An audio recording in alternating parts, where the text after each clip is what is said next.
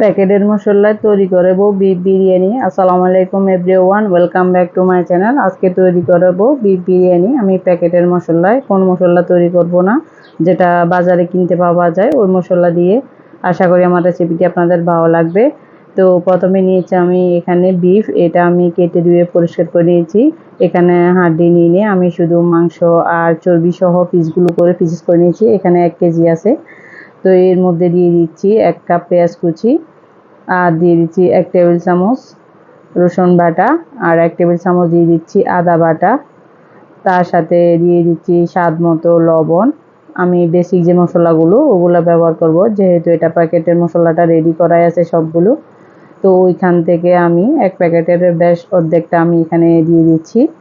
তো দিয়ে আর কিছুটা অংশ রেখে দিচ্ছি, পরবর্তীতে চাউল দেওয়ার পর দিয়ে দেব।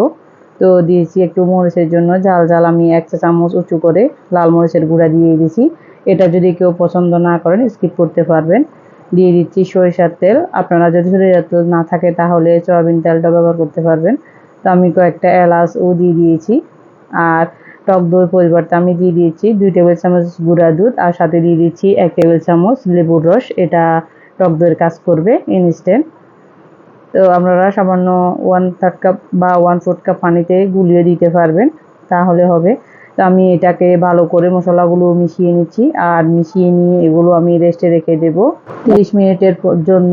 আপনারা চাইলে আরও বেশি করে রাখতে পারবেন, তাহলে আরও ভালো হবে। তো আমি মেখে এটাকে 30 মিনিটের জন্য ঢেকে রেখে দিচ্ছি, এটা ম্যারিনেট হবে। তো এরপর 30 মিনিট পর এবার আমি চুলায় বসিয়ে দেব। তো চুলা আমি বসিয়ে দিয়েছি, আর চুলার ফ্লেমটা মিডিয়াম টু লো হিটে রেখেছি, যেহেতু গরুর মাংসটা সিদ্ধ হতে অনেকটা সময় লাগে। তো এরপর দেখুন আমি এই প্রকারে এখানে কোনো পানি ব্যবহার করিনি। তো এটা কিছুটা পানি ছেড়ে দিয়েছে, আমি ঢাকা দিয়ে রান্না করতেছি। এর পাকে চাউলটা ভিজিয়ে নিচ্ছি। এখানে আমি 2 কাপ চাউল নিয়েছি। এটা চিনি গুঁড়া। তো প্যাকেটের কিনা আমি এখানে পর্যাপ্ত পানি দিয়ে ভিজিয়ে রাখতেছি।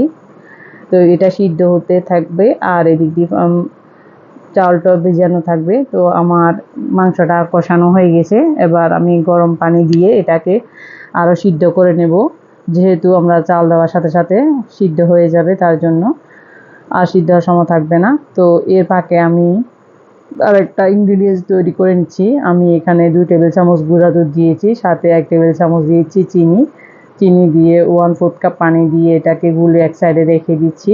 আপনারা চাইলে এখানে কেশর বা কেওড়া জল, গোলাপ জল এগুলো দিতে পারবেন। তো আমি শুধু কেওড়া জলটাই দিয়েছি, আর কিছুই দিই নাই। তো আমার এদিকে মাংসগুলো সিদ্ধ হয়ে রেডি হয়ে গেছে। তো এবার আমি চালটা ধুয়ে পরিষ্কার করে পানি ঝরিয়ে নিয়েছিলাম। তো মাংসের সাথে এই চালটা আমি ভালো করে ভেজে নেব। তো ভেজে নিচ্ছি। ভালো করে ভেজে নিয়ে ঝরঝরে হয়ে গেলে এবার আমি এখানে পর্যাপ্ত পরিমাণে পানি দিব। পানিটা আপনারা বুঝে শুনে অ্যাড করবেন, যেহেতু চালের উপর নির্ভর করে পানিটা কম বেশি লাগতে পারে। তো আমি পর্যাপ্ত পরিমাণে পানি দিয়ে ঢাকা দিয়ে 10 মিনিটের জন্য রান্না করে নেব। আর এর ফাঁকে যে মশলাটা বাকি রয়েছিল ওটাও দিয়ে দিচ্ছি, যাতে সেট হয়ে যায় এটাও বা রান্না হয়ে যায়। তো 10 মিনিটের জন্য আমি ঢাকা দিয়ে রেখে দিচ্ছি মিডিয়াম লোতে। তো এরপর 10 মিনিট পর আমি খুলে দেখেছেন অনেকটা পানি টেনে নিয়েছে।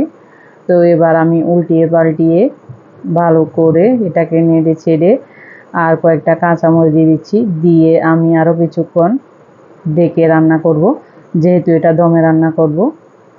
তো আরও কিছুক্ষণ পর দেখুন অনেকটাই চুষে এসেছে পানিগুলো, চাউলগুলো। তো এবার আগে থেকে যে একটা মিশ্রণ তৈরি করেছিলাম গুঁড়া দুধের, ওটা দিয়ে দিচ্ছি।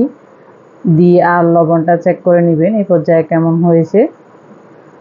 তো এবার 1 টেবিল চামচ আমি ঘি দিয়ে আর বেরেস্তা চড়িয়ে আবার ঢেকে দিব 10 মিনিটের জন্য। আর চুলার ফ্লেমটা আমি একদম লোতে করে একটা তাওয়া বসিয়ে দিয়েছি। এবার দমে থাকবে। চাউলটা আরও কিছুটা ফুটার বাকি রয়েছে। তো আরও কিছুক্ষণ পর দেখুন আমার রান্নাটা কমপ্লিট। এবার আমি নেড়ে চেড়ে এটাকে ঝরঝরা করে নিব। একটু ঠান্ডা হলে এটা ঝরঝরা হয়ে যাবে, আর পারফেক্টলি আমার রান্নাটা হয়ে গেছে। তো আমি উল্টিয়ে পাল্টিয়ে আবারও নেড়ে চেড়ে রেখে দিচ্ছি, চুলার ফ্লেমটা অফ করে দিচ্ছি। আর কিছুটা ঠান্ডা হয়ে আসছে। দেখুন এবার আমার পোলাওটা অনেকটা ঝরঝরে হয়েছে। তো রেডি হয়ে গেল আমার বিফ বিরিয়ানি, খুব মজাদার। আর এই রেসিপিটা খুব সহজে ঝটপট করে বানিয়ে নিতে পারবেন যদি আপনারা প্রেসার কুকারে মাংসটা রান্না করে নেন। আশা করি আমার রেসিপিটি আপনাদের ভালো লেগেছে। ভালো লাগলে চ্যানেলটি সাবস্ক্রাইব করে দিবেন। আল্লাহ হাফেজ।